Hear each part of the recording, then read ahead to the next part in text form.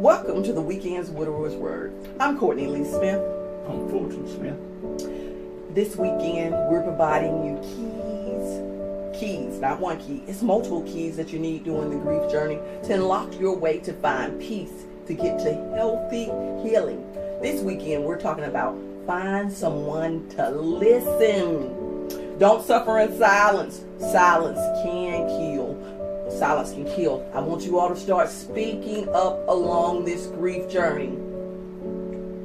Vent. Very important. Venting needs a lot of pressure. Yes, venting. Healthy venting, which means don't drop verbal bombs. I don't know if you all are quite as old as I am, and y'all remember back in the day a song that came out, "Don't Drop the Bomb on Me." And a part of those lyrics was explosion turned to be corrosion. Because what it means is explosion came in and did something very unhealthy to your relationship. The corrosion ate away at it. It became rusty. It became unhealthy. It became ungood. So the most important thing that you want to remember is let it flow, not destroy it. Yeah. That flowing. Keep on. Yeah, flow, not destroy. Because there are times, maybe at first, before you start to speak, you have to put your words through a filter. That's kind of like writing. When you write things, you have to write them multiple times, take them through a filter. Kind of like before you're ready to flow, you need to put a filter up there to help you produce clean air. That means let it out in phases. You can't let every thought that you have pump out at one time. You know what I'm talking about? You have an example of that you want to share with the men or the women, whoever who are watching? Well, how many of us rely on a very important filter? Yeah. Filter. Yeah. So that's key, you all, getting a filter in place. Because what it do, if you don't put a filter in place, you will become a bomb. You will become toxic. That means everybody that you speak to, you leave in waste and destruction because you don't think about your words, you don't think about your emotions, you just let it erupt and explode on people. In scripture, run with me to James 3:5, and it talks about this little tongue being a match. And when it's a match, it said it sets a great flame in the forest. And you see the flame can be set by such a small little fire, and that little fire is our tongue. So we have to get control of that fire and send it through a filter so that by the time the flame gets to somebody, it has been filtered. That means the heat won't burn them. That means it just becomes cool, fresh air. That's a lot of filtering to filter out anger, but we have to make a choice. Do you want to become a bomb or be a bomb? Yeah, because why wouldn't you want to do that? Because being a bomb means, do you know explosive people, babe? Oh, wow. Who don't put their thoughts through filters, who don't put their emotions through filters. And do you want to be around those people? And that's what happens when you become a bomb. You become the person that people try to avoid. And then you say, well, people don't want to be around me because of my loss. People don't want to be around me because what happened. It's not because of the situation that happened. It's your conversation. Yes. That's right. It's your conversation. So the key is, even when you're hurt, even when you're disappointed, we have to know we cannot allow our hurt to hurt others. Okay.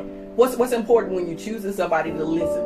You got to choose an empathizer, somebody who has walked where you're going. A lot of times we choose people who just want to get in our business. They're not listeners. They are just carriers of our news. Yeah, they just sniff her out. That's right. But they're not listeners. They're not empathizers. So make sure whoever's listening to you has walked along your journey. They have something to grieve about. They understand loss. But in the same sense, they do not have opinions or judgments. They leave you without their baggage. You carry no baggage. You leave without yours, and you don't pick up theirs. At the end of the conversation, you want to feel lighter. You want to feel freer. You want them to be available, not distracted by their own issues. Have you ever talked to anybody and the whole time you talking to them, they telling you about your issues, their issues, but they cannot healthily listen to what's going on with you? And if they're listening, they're giving you opinion, they're telling you what you need to do, how to get over it. But the thing is, you want a listener, you want an empathizer, because you want somebody that you can talk not have to listen to. And this is the very important thing. When you are telling people how you feel and giving them your emotions, you want somebody who's not going to keep track of that information, who's not going to later on bring it back and hold you in bondage to your emotions or feelings. They going to share it with other people on that track. The thing is, you want somebody who is a confidant, to be a true listener. So make sure when you're thinking about it, a person, think about, do they have all of those qualities and characteristics to be a listener with an empathetic ear?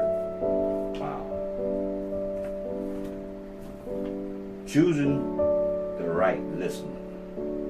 You know, coming to the conversation with the right motive. You know, and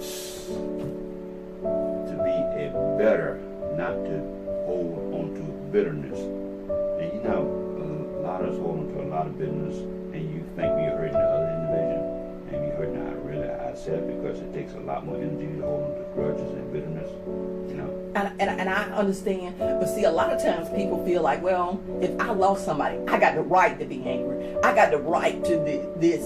And the thing is, what we realize is we have to realize we're not the only people that have lost. We're not the only people that are suffering. We have to learn how to use our loss to create better in our life, because there's always a purpose for our loss. Yes, there's always a purpose for our loss, but at the same time, too, we cannot be selfish. And we cannot, like you just got through saying, we cannot just think about ourselves, because there's other individuals experiencing the same thing that we're experiencing. And everybody needs to be rehabilitated and have dialogue. But if we just round, like this word, choosing the right, let's be around a lot of individuals talking negative all the time, talking down, and not get really to the issue, dissolve the issue.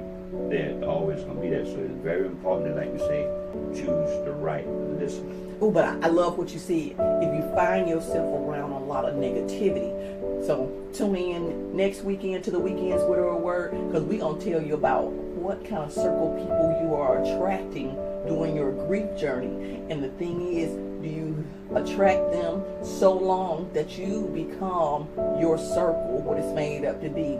So remember, we are here to listen on your grief journey. So speak up to us and make a choice to choose to live. It's on you. Next move is yours. Make it count. All right, check. Oh, no, baby. Checkmate.